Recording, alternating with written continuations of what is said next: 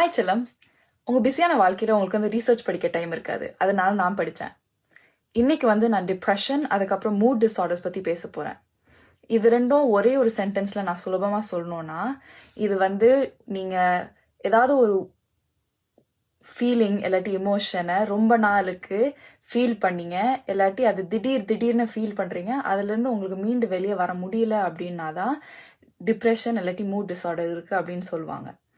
இதோ நீங்கள் நினைக்கலாம் இது வந்து ஒரு வெஸ்டர்ன் ப்ராப்ளம், இல்லாட்டி அமெரிக்கா, யூகே, கனடா மாதிரி கண்ட்ரீஸில் தான் இது வந்து ரொம்ப டயக்னோஸ் பண்ணுறாங்க, ட்ரீட் பண்ணுறாங்க அப்படின்ட்டு. ஆனால் அப்படி கிடையாது. நான் போன ரீலில் சொன்ன மாதிரி இதுக்கும் ஆண்கள் வந்து செல்ஃப் மெடிகேட் பண்ணுவாங்க. அதாவது டாக்டர்கிட்ட போய் மருந்து வாங்காமல் டயக்னோஸ் பண்ணாமல் அவங்களே வந்து அவங்களுக்கு ட்ரீட்மெண்ட் பண்ணுவாங்க. அது இந்த பிரச்சனைக்கு என்னத்தை யூஸ் பண்ணுவாங்கன்னா ஆல்கஹால், மேரவானா இல்லாட்டி ட்ரக்ஸ், அதாவது போதைப் பொருட்கள், சரக்கு, அதுக்கப்புறம் கஞ்சா. இதை பற்றி நீங்கள் என்ன யோசிக்கிறீங்கன்னு கமெண்ட்ஸில் சொல்லுங்கள்.